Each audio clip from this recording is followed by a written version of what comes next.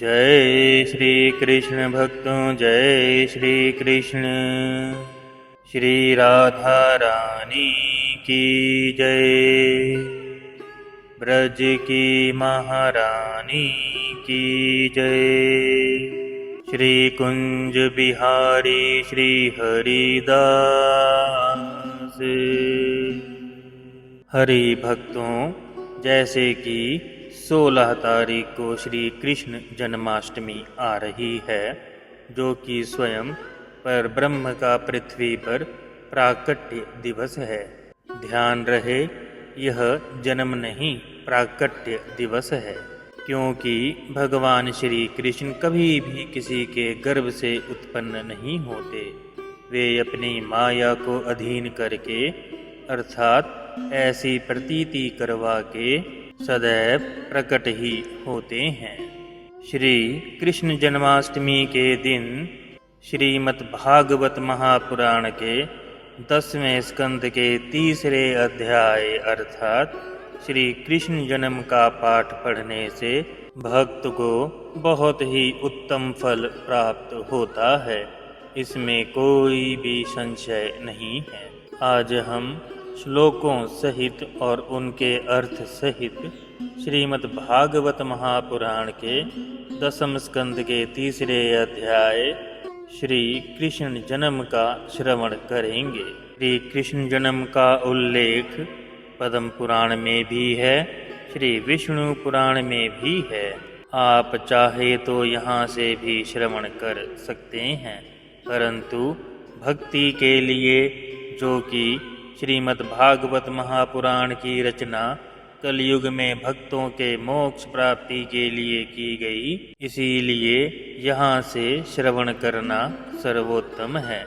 इस युग अर्थात कलयुग में आरंभ करने से पहले प्रार्थना है भक्तों कि हम यथाशक्ति यथा प्रयास सनातन धर्म के शुद्ध ज्ञान प्रसार के लिए जो कार्य कर रहे हैं, यह आप पर भी निर्भर करता है। यदि आप चैनल को सब्सक्राइब करके लाइक करेंगे, तभी इस चैनल की रीचबिलिटी अन्य भक्तों तक पहुंच पाएगी।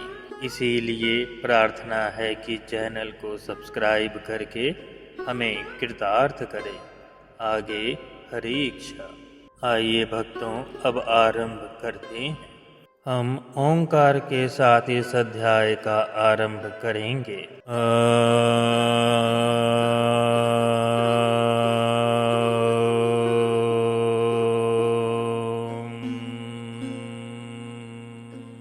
नमो भगवते वासुदेवाय। श्रीमद्भागवत महापुराण 10वां स्कंद है। पूर्वार्ध अथ तृतीयोऽध्यायः। भगवान श्री कृष्ण का प्राकट्य। श्री शुक उवाच। अथ सर्वगुणोपेतः कालः परम शोभनः यः यो वाजना जनमृषं शान्तक्षरग्रहतारकम्। श्री शुकदेव जी कहते हैं, परीक्षित, अब समस्त शुभ गुणों से युक्त बहुत सुहावना समय आ गया है। रोहिणी नक्षत्र था। आकाश के सभी नक्षत्र, ग्रह और तारे शांत सौम्य हो रहे थे। तारे सौम्य हो रहे थे अर्थात जैसे अंतःकरण शुद्ध होने पर उसमें भगवान का आविर्भाव होता है। श्री कृष्ण अवतार के अवसर पर ठीक उसी प्रकार समष्टि की शुद्धि का वर्णन किया गया है। इसमें काल, दिशा, पृथ्वी, जल, अग्नि, वायु, आकाश, मन और आत्मा इन 9 द्रव्यों का अलग अलग नामोल्लेख करके साधक के लिए एक अत्यंत उपयोगी साधन पद्धति की ओर संकेत किया गया है। भगवान काल से परे हैं। शास्त्रों और सत्पुरुषों के द्वारा ऐसा निरूपण सुनकर काल मानो क्रोधित हो गया था और रुद्र रूप धारण करके सबको निगल रहा था।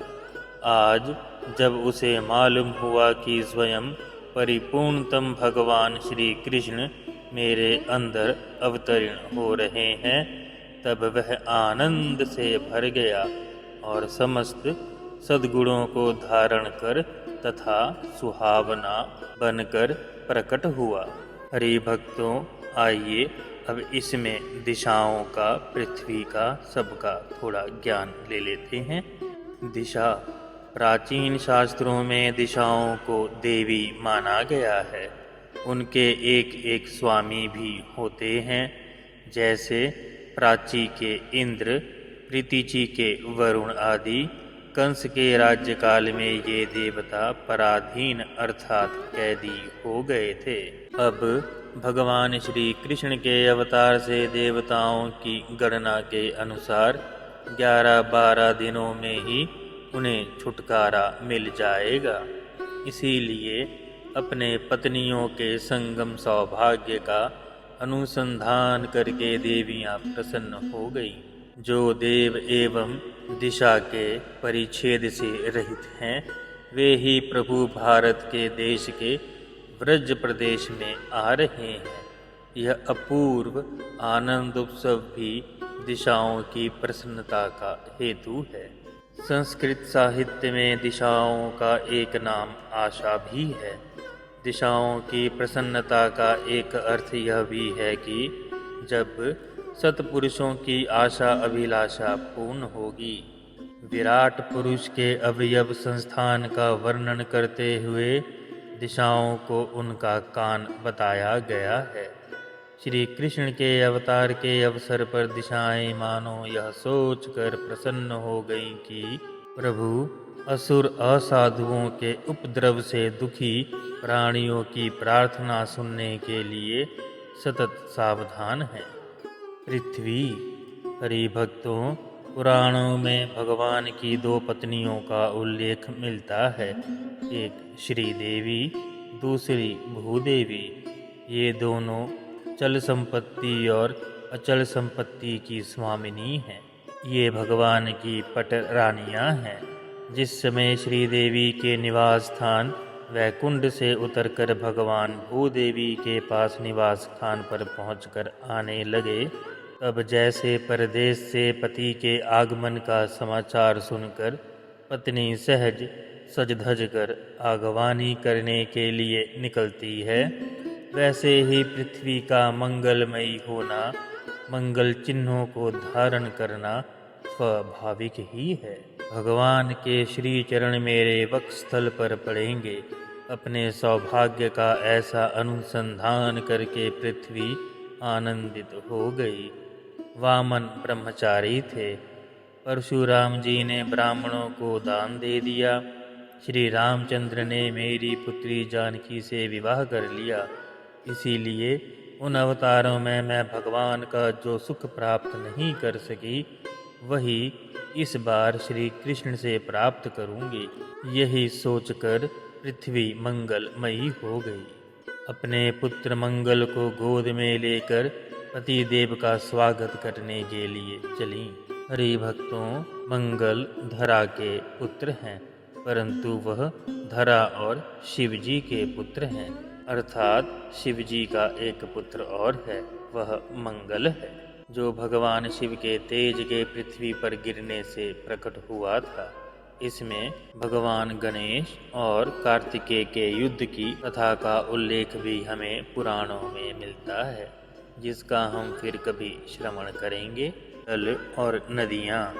नदियों ने विचार किया कि राम अवतार में सेतु बंध के बहाने हमारे पिता पर्वतों को हमारी ससुराल समुद्र में पहुंचाकर इन्होंने हमें मायके का सुख दिया था। अब इनके शुभ आगमन के अवसर पर हमें भी प्रसन्न होकर इनका स्वागत करना चाहिए। नदियाँ सब गंगा जी से कहती हैं, हमने आपके पिता पर्वत देखे हैं, अपने पिता भगवान श्री विष्णु के दर्शन कराओ। परंतु माँ गंगा ने यह बात उस समय अनसुनी कर दी, क्योंकि उस समय यह समय ही नहीं आया था।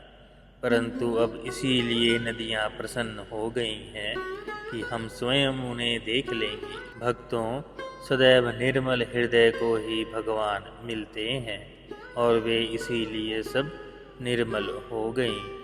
नदियों का जो सौभाग्य किसी भी अवतार में नहीं मिला, वह श्री कृष्ण अवतार में मिला। श्री कृष्ण की पटरानी श्री कालिंदी जी अर्थात माँ यमुना है। अवतार लेते ही यमुना जी के तट पर जाना, ग्वाल बाल एवं गोपियों के साथ क्रीड़ा करना, उन्हें अपनी पटरानी बनाना, इन सब बातों को सोचकर नदियाँ आनंद से भर गई। हृदय की कथा सुनते हैं। कालिया दमन करके कालिया दह का शोधन, ग्वाल बालों और अक्रूर को ब्रह्म हृदय में ही अपने स्वरूप के दर्शन आदि स्वसंबंधी लीलाओं का अनुसंधान करके हृदयों ने कमल के बहाने अपने प्रफुल्लित हृदय को ही श्री कृष्ण के प्रति अर्पित कर दिया।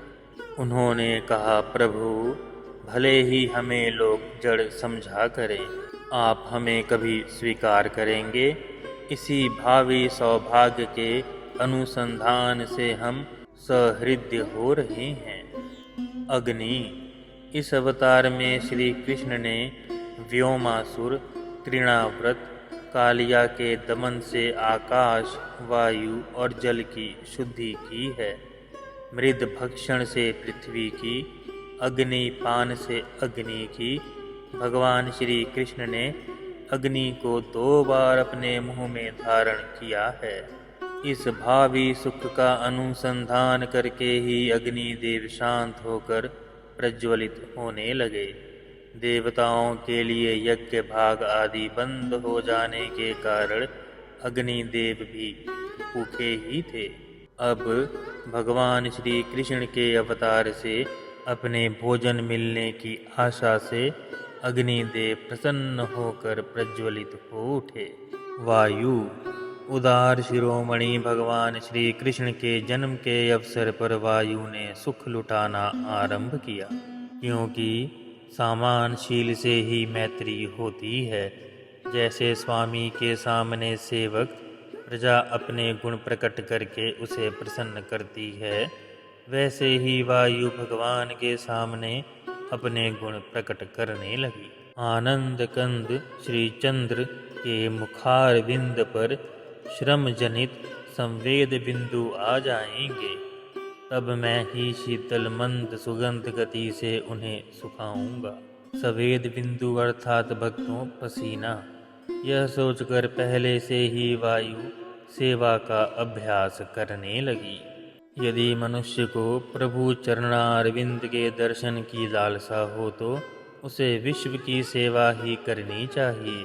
मानो यह उपदेश करता हुआ वायु सबकी सेवा करने लगा। राम अवतार में मेरे पुत्र हनुमान ने भगवान की सेवा की, इससे मैं कृतार्थ हूँ, परंतु इस अवतार में मुझे स्वयं ही सेवा कर लेनी चाहिए। इस विचार से वायु लोगों को सुख पहुँचाने लगे। संपूर्ण विश्व के प्राण वायु ने संपूर्ण विश्व की ओर से भगवान के स्वागत समारोह में प्रतिनिधित्व किया। राधे राधे। आकाश। आकाश की एकता, आधारता, विशालता और समता की उपमा तो सदा से ही भगवान के साथ दी जाती रही है, परंतु अब उसकी झूठी नीलिमा भी भगवान के अंग से उपमा देने से चरितार्थ हो जाएगी। इसलिए आकाश मानो आनंद उत्सव मनाने के लिए नीले चंदोवे में हीरे के समान, उसने भी नीले चंदोवे में हीरे के समान तारों की झालरें लटका ली हैं। स्वामी के शुभ आगमन के समय जैसे सेवक स्वच्छ वेशभूषा धारण करते हैं और शांत हो जाते हैं, इसी प्रकार आकाश के सब नक्षत्र ग्रह तारे शांत एवं निर्मल हो गए। विकृता, अतिचार और युद्ध छोड़कर भगवान श्री हरि का स्वागत करने लगे। नक्षत्र: मैं देवी के गर्भ से अवतार ले रहा हूँ, तो रोहिणी के संतोष के लिए कम से कम रोहिणी नक्षत्र में तो मुझे अवतार लेना ही चाहिए। अथवा चंद्रवंश में भी जन्म ले रहा हूँ, तो चंद्रमा की सबसे प्यारी पत्नी रोहिणी ही में जन्म लेना उचित है। यही सोचकर भगवान ने रोहिणी नक्षत्र में ही अवतार लिया। मन: योगी मन का निरोध करते हैं, मुमुक्षु निर्विष्य करते हैं और जिज्ञासु बाध्य करते हैं। तत्वज्ञानों ने तो मन का सत्यानाश ही कर दिया। भगवान के अवतार का समय जानकर उसने सोचा, अब तो मैं अपनी पत्नी, इंद्रियां और विषय, बाल बच्चे सबके साथ ही भगवान के साथ खेलूंगा। निरोध और बाध्य से पिंड छूटा, इसी से मन उनका प्रसन्न हो गया। निर्मलता को ही भगवान मिलते हैं, इसीलिए भोगों और इंद्रियों का भी मन निर्मल हो गया। वैसे शब्द, स्पर्श, रूप, रस, गंध का परित्याग कर देने पर भगवान मिलते हैं, पर अब तो स्वयं भगवान ही सब बनकर आ रहे हैं। लौकिक आनंद भी प्रभु से मिलेगा, यह सोचकर मन प्रसन्न हो गया। लौकिक अर्थात भक्तों, जो हम अपनी पंचभूतों से देख पाएं, महसूस कर पाएं, उसे लौकिक कहा जाता है। और भगवान सदैव अलौकिक हैं, और यह भगवान का लौकिक अवतार था, अर्थात जिसे देख सकते हैं, परंतु लौकिक होने पर भी यह अलौकिक ही था, क्योंकि भगवान का शरीर पंचभूतों से निर्मित नहीं था। वासुदेव के मन में निवास करके यही भगवान प्रकट हो रहे हैं।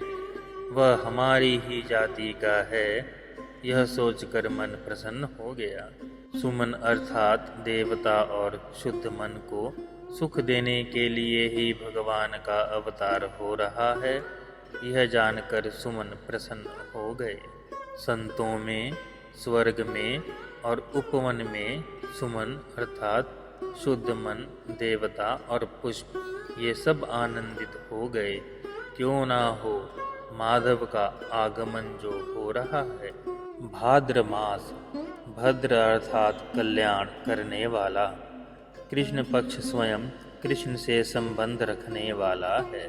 अष्टमी तिथि के पक्ष में बीचों बीच संधि स्थल पर पड़ती है, अर्थात मिडनाइट में।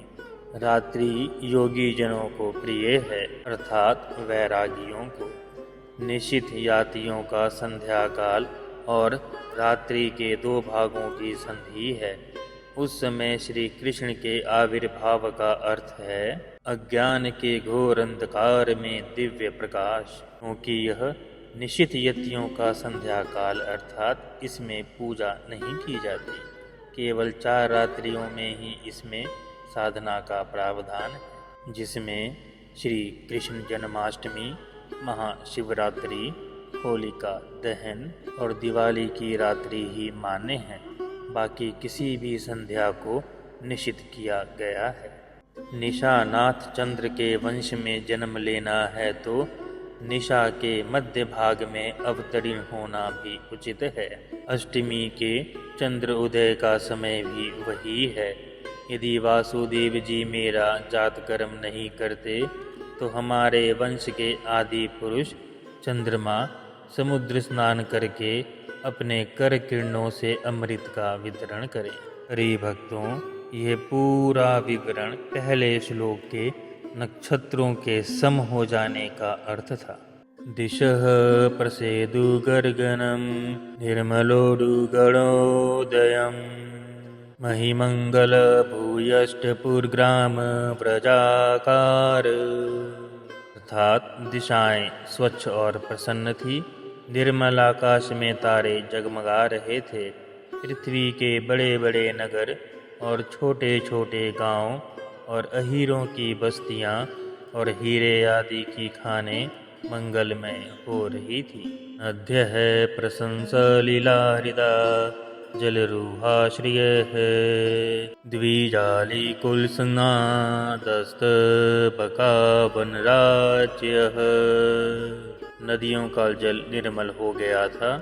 रात्रि के समय भी सरोवर में कमल खिल रहे थे। वनों में वृक्षों की पंक्तियां रंग बिरंगे पुष्पों के गुच्छों से लद गई थी। कहीं पक्षी चहक रहे थे तो कहीं भंवरे गुनगुना रहे थे। वावो वायुः सुखस्पर्शः पुण्यगन्धवः शुचिः अग्नयश्च द्विजातीनां शांता सत्र संविंधत। उस समय परम पवित्र और शीतल मंद मंद सुगंध वायु अपने स्पर्श से लोगों को सुखदान करती हुई बह रही थी। ब्राह्मणों के अग्निहोत्र की कभी ना बुझने वाली अग्नियां जो कंस के अत्याचार से बुझ गई थी, वे अपने आप ही प्रज्वलित हो उठी। मनास्यासन प्रसन्नानि सूधनामसुरद्रुहां जायमाने जने तस्मिन् ने दुर्दुन्दुभयो दिवी। संत पुरुष पहले से ही चाहते थे कि असुरों की बढ़ती ना हो पाए। अब उनका मन सहसा प्रसन्नता से भर गया। जिस समय भगवान का आविर्भाव का अवसर आया, स्वर्ग में देवताओं की दुदुम्बियां अपने आप बज उठी। जगुः किन्नर गंधर्वास्तु सुष्टुवुः सिद्धचारणाः विद्याधरयश्च नानितुरप्सरोभिः समं तदा। किन्नर और गंधर्व मधुर स्वर में गाने लगे तथा सिद्ध और चारण भगवान के मंगलमय गुणों की स्तुति करने लगे। विद्याधारियां अप्सराओं के साथ नाचने लगी। मुचुर्मनयो देवाः सुमनांसि मुदान्विताः मंदं मंदं जलधारा जुगर्जुर्नो सागरम्। बड़े बड़े देवता और ऋषि मुनि आनंद से भरकर पुष्पों की वर्षा करने लगे। जल से भरे हुए बादल समुद्र के पास जाकर धीरे धीरे गर्जना करने लगे। हरि भक्तों, ऋषि मुनि और देवता जब अपने सुमन की वर्षा करने के लिए मथुरा की ओर दौड़े, तब उनका आनंद भी पीछे छूट गया और उनके पीछे पीछे दौड़ने लगा। उन्होंने अपने निरोध और वाद्य संबंधी सारे विचार त्याग कर मन को श्री कृष्ण की ओर जाने के लिए मुक्त कर दिया, उन पर न्योछावर कर दिया। मेघ समुद्र के पास जाकर मंद मंद गर्जना करते हुए कहते हैं, जलनिधे, यह तुम्हारे उपदेश अर्थात पास आने का फल है कि हमारे पास जल ही जल हो गया है। अब कुछ ऐसा उपदेश करो कि जैसे आपके भीतर ही भगवान रहते हैं, वैसे ही हमारे भीतर भी रहें। बादल समुद्र के पास जाके कहते हैं कि समुद्र, तुम्हारे हृदय में भगवान रहते हैं, अर्थात क्षीर सागर में। हमें भी उनका दर्शन करवा दो, प्यारा दर्शन करवा दो। समुद्र उन्हें थोड़ा सा जल देकर कह देता, अपनी उत्ताल तरंगों से धकेल देता, जाओ अभी विश्व की सेवा करके अंतःकरण शुद्ध करो, तब भगवान के दर्शन होंगे। स्वयं भगवान मेघश्याम बनकर समुद्र से बाहर ब्रज में आ रहे हैं। हम धूप में उन पर छाया करेंगे, अपनी फुहारियां बरसाकर जीवन न्योछावर करेंगे और उनकी बांसुरी के ताल पर अपनी स्वर ताल देंगे। अपने इस सौभाग्य का अनुसंधान करके बादल समुद्र के पास पहुँचे और मंद मंद गर्जना करने लगे। मंद मंद इसीलिए यह ध्वनि प्यारे श्री कृष्ण के कानों तक ना पहुँच जाए। निशीथे तम उद्भुते जायमाने जनार्दने देवक्यामदेव रूपिण्यां विष्णुः सर्वगुहाशयः आविरासीद यथा प्राच्यं दिशिन्दुरिव पुष्कलः। जन्म मृत्यु के चक्र से छुड़ाने वाले जनार्दन के अवतार का समय था निशित। चारों ओर अंधकार का साम्राज्य था। उसी समय सबके हृदय में विराजमान भगवान विष्णु देवरूपिणी देवकी के गर्भ से प्रकट हुए। ध्यान दे भक्तों, प्रकट हुए, जन्म नहीं लिया, प्रकट हुए।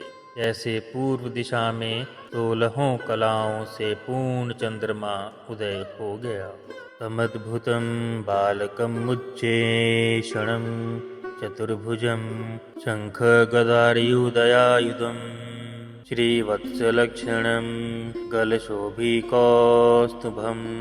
पीताम्बरं सान्द्रपयोदसौभगम् महाहर्दवैदुर्यकिरीटकुण्डल द्विषा परिष्वक्तसहस्रकुन्तलम् उद्धाम काञ्चयङ्गकङ्गणादिभिः विरोचामनं वसुदेव ऐच्छत्। वसुदेव जी ने देखा, उनके सामने एक अद्भुत बालक है। उसके नेत्र कमल के समान कोमल और विशाल हैं। 4 सुंदर हाथों में शंख, गदा, चक्र और कमल लिए हुए हैं। वक्ष स्थल पर श्रीवत्स का चिन्ह अत्यंत सुंदर स्वर्णमयी रेखा है। गले में कौस्तुभ मणि झिलमिला रही है। वर्षाकालीन मेघ के समान परम सुंदर श्यामल शरीर पर मनोहर पीताम्बर फहरा रहा है। बहुमूल्य वैदुर्य मणि की कीरट और कुंडल कांति से सुंदर घुंघराले बाल सूर्य की किरणों के समान चमक रहे हैं। कमर में चमचमाती करधनी की लड़ियां लटक रही हैं। बाहों में बाजूबंद और कलाइयों में कंगन शोभायमान हो रहे हैं। इन सब आभूषणों से सुशोभित बालक के अंग अंग से अनोखी छटा छिटक रही है। स विस्मयोत्फुल्लविलोचने हरिं सुतं विलोक्यानक दुन्दुभिस्तदा विष्णा अवतार उत्सव संभ्रमो स्पर्शन् मुदा द्विजे भयो युतामाप्लुतो गावम्। जब वासुदेव जी ने देखा कि मेरे पुत्र के रूप में स्वयं भगवान ही आए हैं, तब पहले उन्हें असीम आश्चर्य हुआ। फिर आनंद से उनकी आंखें खिल उठीं। उनका रोम रोम परम आनंद में मग्न हो गया। श्री कृष्ण का जन्मोत्सव मनाने की उतावली में उन्होंने उसी समय ब्राह्मणों को 10,000 गैयाओं को दान करने का संकल्प दे दिया। अथैनमस्तो दब्धारे पुरुषं धरम तांग है कृत्यधि कृतांजलि सर्वोचिषा भारत सूतिका ग्रहं विरोचयन्तं गतभिः प्रभाववित। परीक्षित, भगवान श्री कृष्ण अपनी अंग कांति से सूतिका ग्रह को जगमगा रहे थे। जब वासुदेव जी को यह निश्चय हो गया कि यह तो परम पुरुष परमात्मा ही हैं, तब भगवान का प्रभाव जान लेने से उनका सारा भय जाता रहा। अपनी स्थिर बुद्धि करके उन्होंने भगवान के चरणों में अपना सिर झुका दिया और फिर हाथ जोड़कर उनकी स्तुति करने लगे। वसुदेव उवाच विदितोऽसि भावन साक्षात् पुरुषः प्रकृतिः परः केवलानुभवानंद स्वरूपः सर्ववृद्धिक। वासुदेव जी ने कहा, मैं समझ गया कि आप प्रकृति से अतीत साक्षात पुरुषोत्तम हैं। आपका स्वरूप है केवल अनुभव और केवल आनंद। आप समस्त बुद्धियों के एकमात्र साक्षी हैं। स एव स्वप्रकृतियेदं सृष्टाग्रे त्रिगुणात्मकं तदनु त्वं प्रविष्टः इव भाव्यसे। आप ही सर्ग के आदि अपनी प्रकृति से इस त्रिगुणमयी जगत की सृष्टि करते हैं, फिर उसमें प्रविष्ट ना होने पर भी आप प्रविष्ट होने के समान ही जान पड़ते हैं। यथे में विकृता भावास्तथा ते विकृतैः सह नानावीर्यः पृथग्भूता विराजं जनयन्ति हि सन्निपत्य समुत्पाद्य दृश्यन्ते नुगता इव प्रागेव विद्यमानत्वान् तेषामिहि संभवः।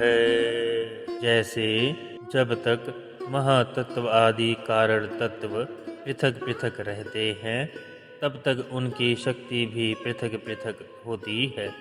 जब वे इंद्रियादि 16 विकारों के साथ मिलते हैं, तभी इस ब्रह्मांड की रचना करते हैं और इसे उत्पन्न करके इसी में अनुप्रविष्ट से जान पड़ते हैं।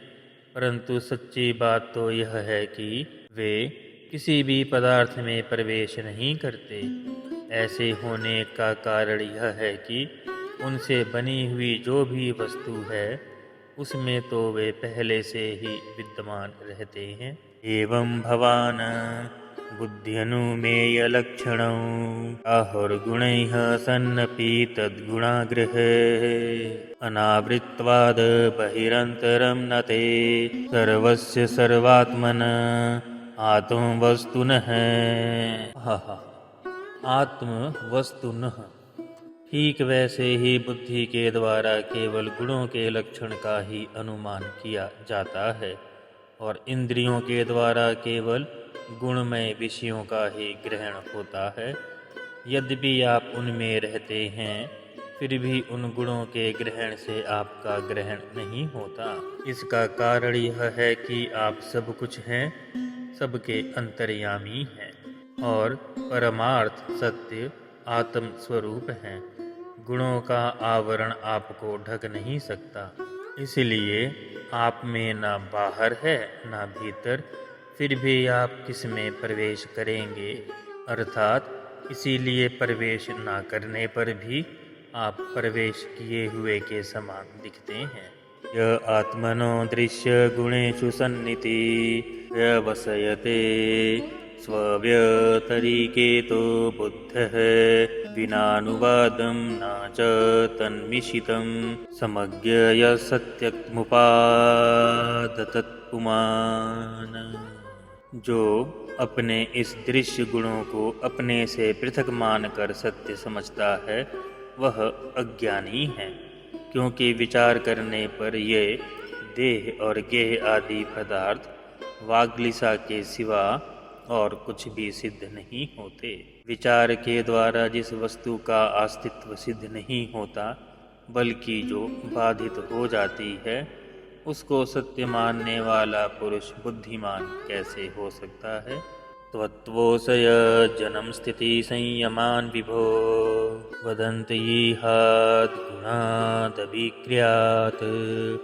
तवैश्वरे ब्रह्मणेनो विरुध्यते त्वदाश्चर्यात्वादुपचर्यते गुणैः।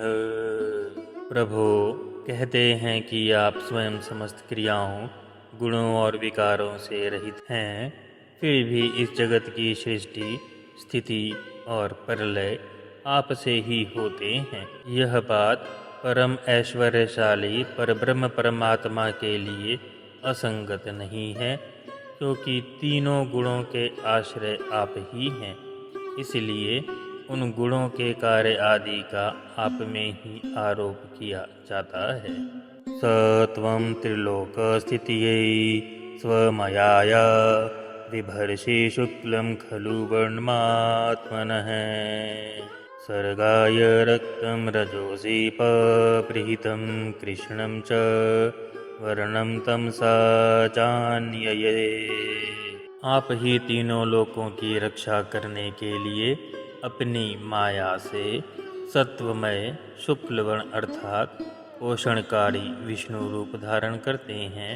उत्पत्ति के लिए रज प्रधान अर्थात रक्तवर्ण सृजनकारी ब्रह्मा रूप धारण करते हैं और प्रलय के समय तमोगुण प्रधान यानी कृष्ण वर्ण अर्थात संहारकारी रुद्र रूप स्वीकार करते हैं। वमस्य लोकस्य विभोरिक्षु गृहे वर्तिनोऽसि ममाखिलेश्वरः राजन्य संज्ञासुरकोटियूथपै निर्विद्यमानानि निश्यसे च मुहुः।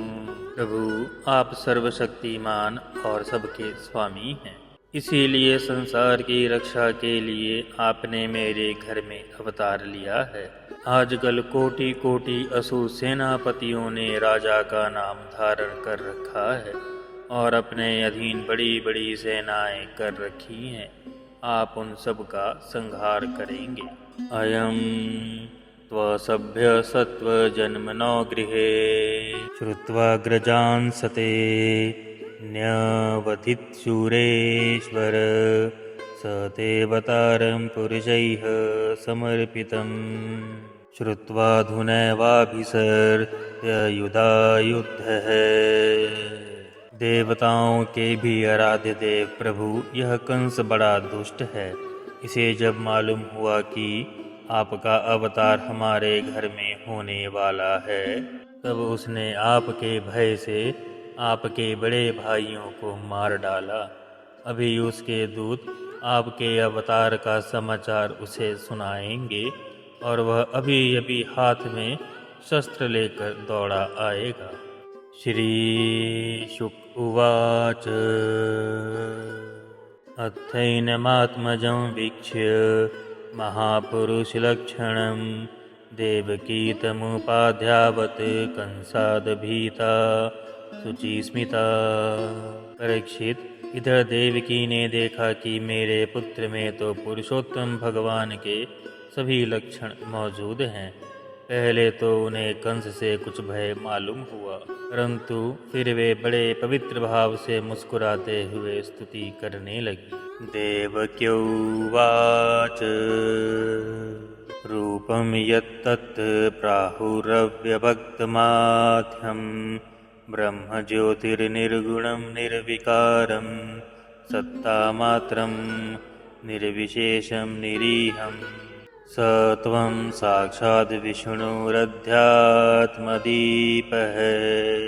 माता देवकी ने कहा, प्रभु वेदों ने आपके जिस रूप को अव्यक्त और सबका कारण बताया है, जो ब्रह्म ज्योति स्वरूप, ध्यान से सुने भक्तों, जो ब्रह्म ज्योति स्वरूप अर्थात निर्विकार, जो ब्रह्म ज्योति स्वरूप समस्त गुणों से रहित और विकारहीन है, जिसे विशेषण रहित अनिर्वचनीय एवं केवल विशुद्ध सत्ता के रूप में कहा गया है, वही बुद्धि आदि के प्रकाश श्री विष्णु आप स्वयं हैं। नष्टे लोके द्विपरार्धावसने महाभूतेशवादिभूतं गतेषु व्यक्ते व्यक्तं कालवेगं याते भावने कह शिष्यते शेषसंज्ञः। जिस समय ब्रह्मा की पूरी आयु दो परार्ध समाप्त हो जाती है, काल शक्ति के प्रभाव से सारे लोक नष्ट हो जाते हैं, पंच महाभूत अहंकार में, अहंकार महतत्व में और महतत्व प्रकृति में लीन हो जाता है, उस समय एकमात्र आप ही शेष रह जाते हैं। इसीलिए आपका एक नाम शेष भी है, शेष संज्ञः। योऽयं कलस्तस्य ते व्यक्तबान्ध्यो चेष्टामहुश्चेष्टते येन विश्वं निमेषादिर्वत्सरान्तो मह्यां स्तं वेशान क्षेमधाम प्रपद्ये। प्रकृति के एकमात्र सहायक प्रभु निमेष से लेकर वर्ष पर्यंत अनेक विभागों में विभक्त जो काल है, जिसकी चेष्टा से यह संपूर्ण विश्व सचेष्ट हो रहा है और जिसकी कोई सीमा नहीं है, वह आपकी लीला मात्र है। आप सर्वशक्तिमान और परम कल्याण के आश्रय हैं। मैं आपकी शरण लेती हूँ। मर्त्यो मृत्युव्यालभीतः पलायन लोकान् सर्वानिर्भयं नाद्यगच्छत्। त्वत्पादाब्जं प्राप्य यत्कृच्छयाद्य स्वस्थः शेते मृत्युरस्मादपैति। प्रभु, यह जीवन मृत्युग्रस्त हो रहा है। यह मृत्यु रूप कराल व्याल से भयभीत होकर संपूर्ण लोकांतरों में भटकता रहा है, परंतु इसे कभी कहीं भी कोई ऐसा स्थान नहीं मिला जहाँ यह निर्भय होकर रहे। आज बड़े भाग्य से इसे आपके चरणारविंदों की शरण मिल गई है, अतः अब यह स्वस्थ होकर सुख की नींद सो रहा है। औरों की तो बात ही क्या, स्वयं मृत्यु भी इससे भयभीत होकर भाग गई है। स त्वं घोरादुग्रसेनात्मजान् सत्राहि त्रस्तान् भृत्यवत्रा साहसी रूपं चेदं पौरुषं ध्यानधिणिष्यं मा प्रत्यक्षं मांस्त्रिषां कृषिष्ठाः। प्रभु, आप हैं भक्त भयहारी और हम लोग इस दुष्ट कंस से बहुत भयभीत हैं, अतः आप हमारी रक्षा कीजिए। आपका यह चतुर्भुज दिव्य रूप ध्यान की वस्तु है। इसे केवल मांस मज्जामय शरीर पर ही दृष्टि रखने वाले देहा अभिमानी पुरुषों के सामने प्रकट मत कीजिए। जन्मते मय्यस पापो मा विद्वान् मधुसूदन समुद्रिजे भवतिक्तो कंसादहं धीरधीः। मधुसूदन, इस पापी कंस को यह बात मालूम ना हो कि आपका जन्म मेरे गर्भ से हुआ है। मेरा धैर्य टूट रहा है। आपके लिए मैं कंस से बहुत डर रही। उपसहर विश्वात्मन्नतो रूपं लौकिकं शंख चक्र गदा पद्माश्रिया जुष्ट चतुर्भुजम्। विश्वात्मन, आपका यह रूप अलौकिक है कि आप शंख चक्र गदा और कमल की शोभा से युक्त अपना यह चतुर्भुज रूप छिपा लीजिए। विश्वं यदेतत् स्वत्तानि निशान्ते यथा वकांसं पुरुषः परो भवान् बिभर्ति सोऽयं ममं गर्भगो भूदहो नृलोकस्य विडम्बनं हि तत्। प्रभु, प्रलय के समान आप इस संपूर्ण विश्व को अपने शरीर में वैसे ही स्वाभाविक रूप से धारण करते हैं जैसे कोई मनुष्य अपने शरीर में रहने वाले छिद्र रूप आकाश को। वही परम पुरुष परमात्मा आप मेरे गर्भवासी हुए। आपकी यह अद्भुत मनुष्य लीला नहीं तो और क्या है। श्री भगवानुवाच त्वमेव पूर्वसर्गे भुः कृष्णीः स्वायंभुवे सति तदायं सुतपानां प्रजापतिर्कल्मषः। श्री भगवान ने कहा, देवी, स्वयंभू मनवंतर में जब तुम्हारा पहला जन्म हुआ था, उस समय तुम्हारा नाम कृष्णी और ये वसुदेव सुतपा के नाम के प्रजापति थे।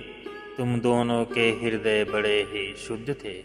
युवां वै ब्राह्मणादिष्टौ प्रजा सर्गे यदा ततः संनियम्य इंद्रियग्रामं तथापि परमं तपः। जब ब्रह्मा जी ने तुम दोनों को संतान उत्पन्न करने की आज्ञा दी, तब तुम लोगों ने इंद्रियों का दमन करके उत्कृष्ट तपस्या की। वर्षावात तप ही घर्म काल गुणाननो सहमानो स्वास्वरो ध्वनि निर्धूत मनोमलो। तुम दोनों ने वर्षा, वायु, धाम, शीत उष्ण आदि काल के विभिन्न गुणों को सहन किया और प्राणायाम के द्वारा अपने मन के मैल धो डाले।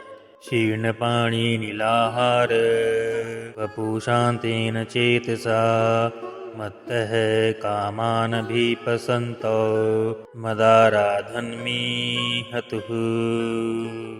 तुम दोनों कभी सूखे पत्ते खा लेते और कभी हवा पीकर रह जाते। तुम्हारा चित्त बड़ा शांत था।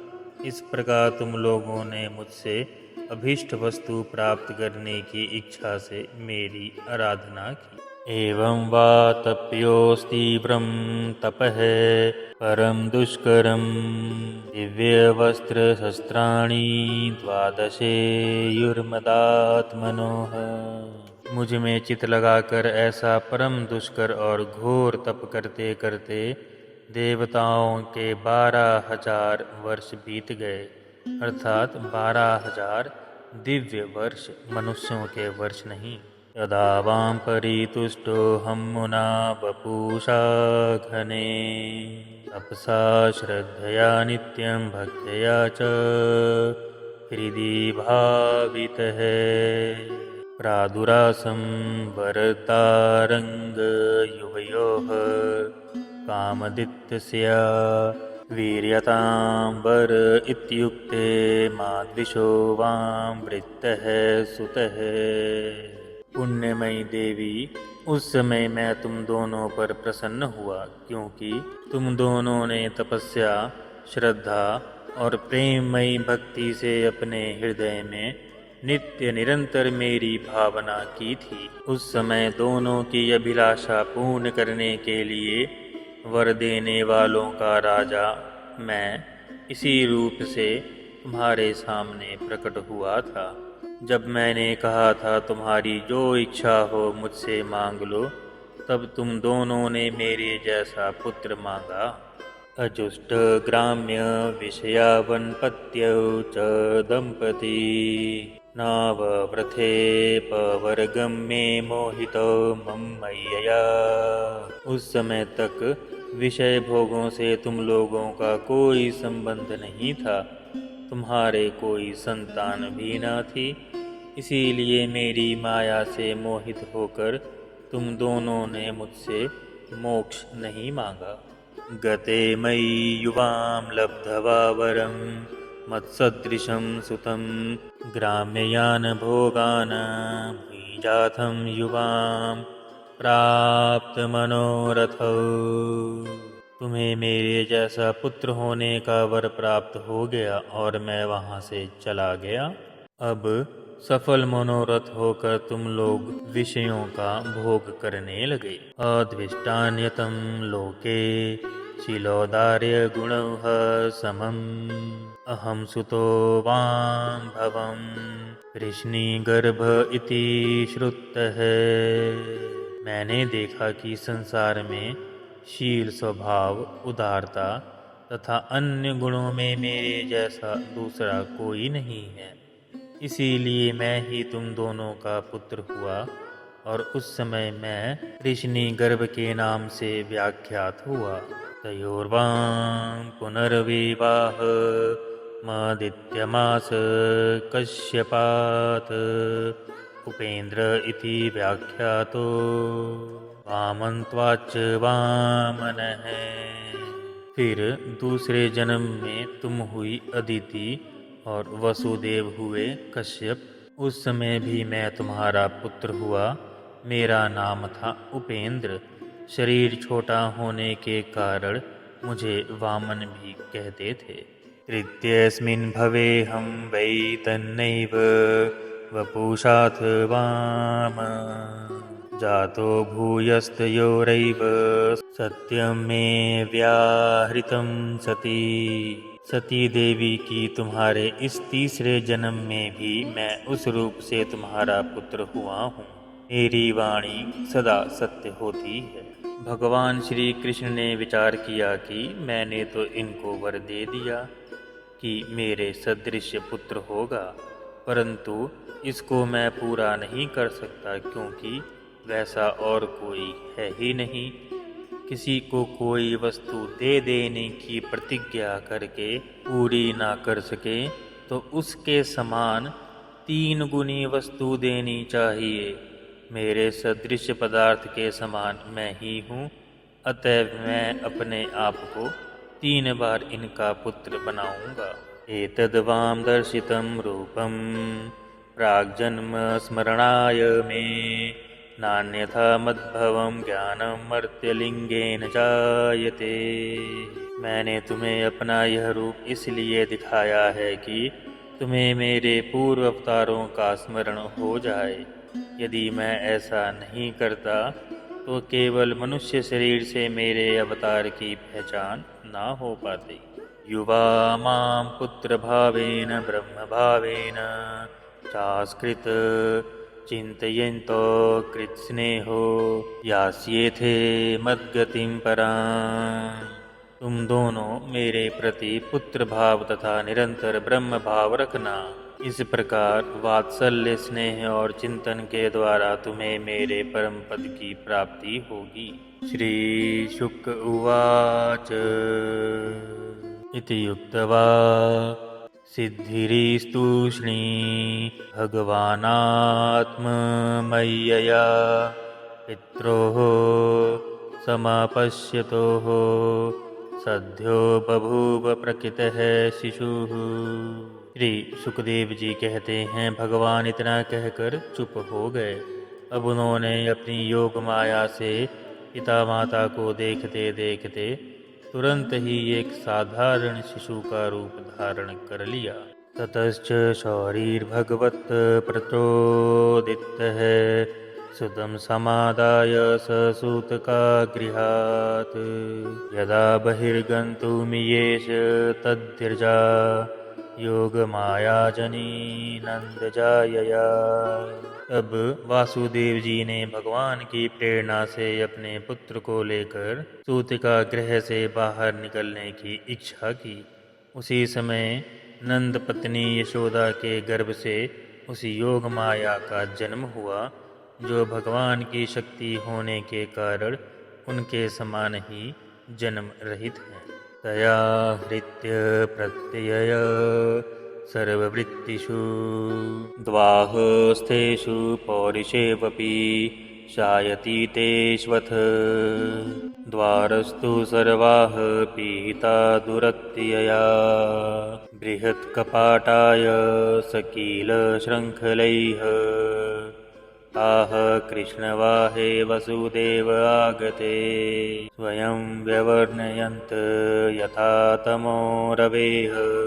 ववर्ष परञ्जय उपांशुगर्जितः शेषो नवगाद वारी निवारणयन् फणिः। उसी समय योग माया ने द्वारपाल और पूर्ववासियों की समस्त इंद्रिय वृत्तियों की चेतना हर ली। वे सब के सब अचेत होकर सो गए। बंदी गृह के सभी दरवाजे बंद थे। उनमें बड़े बड़े किवाड़, लोहे की जंजीरें और ताले जड़े हुए थे। उनके बाहर जाना बड़ा ही कठिन था, परंतु वसुदेव जी भगवान श्री कृष्ण को गोद में लेकर ज्यों ही उनके निकट पहुँचे, त्यों ही वे सब दरवाजे अपने आप खुल गए। ठीक वैसे ही जैसे सूर्य उदय होते ही अंधकार दूर हो जाता है। उस समय बादल गरज कर जल की फुहारें छोड़ रहे थे, इसीलिए शेष जी अपने फनों से जल को रोकते हुए भगवान के पीछे पीछे चलने लगे। हरि भक्तों, जिनके नाम श्रवण मात्र से ही असंख्य जन्मार्जित प्रारब्ध बंधन ध्वस्त हो जाते हैं, वे ही प्रभु जिसकी गोद में आ गए उसकी हथकड़ी बेड़ी खुल जाए, इसमें क्या आश्चर्य है। बलराम जी ने भी विचार किया, मैं बड़ा भाई बना तो क्या, सेवा मेरा ही मुख्य धर्म है। इसीलिए वे अपने शेष रूप से श्री कृष्ण के छत्र बनाकर जल का निवारण करते हुए चले। उन्होंने सोचा कि यदि मेरे रहते मेरे स्वामी को वर्षा से कष्ट पहुंचा तो मुझे धिक्कार है।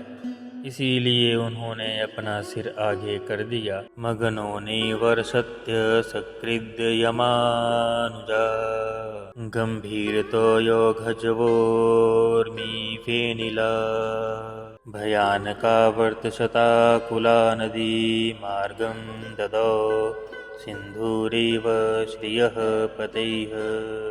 उन दिनों बार बार वर्षा होती रहती थी। इससे यमुना जी बहुत बढ़ गई थी। उनका प्रवाह और गहरा और तेज हो गया था। तरल तरंगों के कारण जल पर फेन ही फेन हो रहा था। सैकड़ों भयानक भंवर पड़ रहे थे। जैसे सीतापति भगवान श्री राम जी को समुद्र ने मार्ग दे दिया था, वैसे ही यमुना जी ने भी भगवान को मार्ग दे दिया। अरे भक्तों, श्री कृष्ण शिशु को अपनी ओर आते देखकर यमुना जी ने विचार किया, आहा, जिनके चरणों की धूली सतपुरुषों के मानस ध्यान का विषय है, वे आज मेरे तट पर आ रहे हैं। वे आनंद और प्रेम से भर गईं। आँखों से इतने आंसू निकले कि बाढ़ आ गई। मुना जी ने सोचा, मुझे यमराज की बहन समझकर श्री कृष्ण अपनी आँखें ना फेर लें। इसीलिए वे अपने विशाल जीवन का प्रदर्शन करने लगी। ये गोपालन के लिए गोकुल जा रहे हैं। यह सहस्त्र सहस्त्र लहरियाँ गौवें ही तो हैं। उन्हीं के समान इनका भी पालन करें।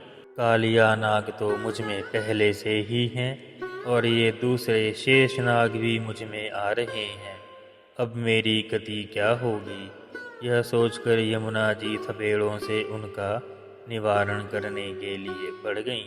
फिर यमुना जी ने विचार किया, जब उन्होंने सूर्यवंश में राम अवतार ग्रहण किया, तब मार्ग ना देने पर चंद्रमा के पिता समुद्र को बांध दिया था।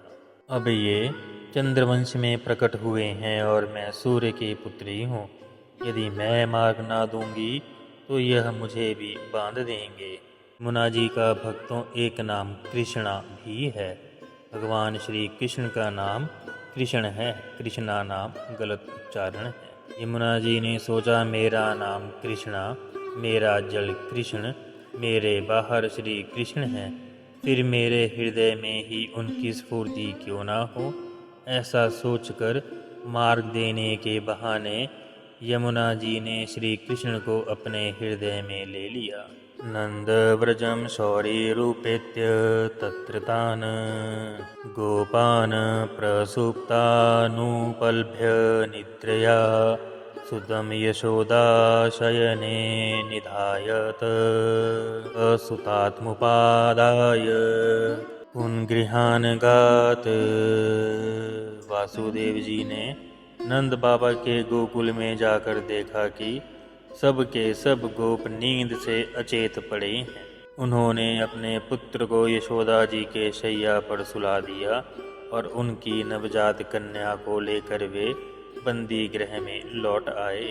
देवक्याः शयने न्यस्य वसुदेवोऽथ दारिकां प्रदीमुच्य प्रदोलोहमास्ते पूर्वदावृत्तः। जेल में पहुंचकर वसुदेव जी ने उस कन्या को देवकी की शैया पर सुला दिया और अपने पैरों में बेड़ियां डाल ली तथा पहले की तरह वे बंदी गृह में बंद हो गए। यशोदानंद पत्नी च जातं परम बंध्युत नातल्लिगं परिश्रांता निद्रया पगत स्मृतः। उधर नंद पत्नी यशोदा जी को इतना तो मालूम हुआ कि कोई संतान हुई है, परंतु वे ये ना जान सकी कि पुत्र है या पुत्री, क्योंकि एक तो उन्हें बड़ा परिश्रम हुआ और दूसरा योग माया ने उन्हें अचेत कर दिया था। भगवान श्री कृष्ण ने इस प्रसंग में यह प्रकट किया कि जो मुझे प्रेम पूर्वक अपने हृदय में धारण करता है, उसके बंधन खुल जाते हैं। से जेल से छुटकारा मिल जाता है, बड़े बड़े फाटक टूट जाते हैं, पहरेदारों का पता नहीं चलता, भव नदी का जल सूख जाता है। गोकुल अर्थात इंद्रिय समुदाय की वृत्तियां लुप्त हो जाती हैं और माया हाथ में आ जाती है। इति श्रीमद्भागवते महापुराणे पारमहंस्यां संहितायां दशमे स्कन्धे पूर्वार्धे कृष्णजन्मनि तृतीयोऽध्यायः।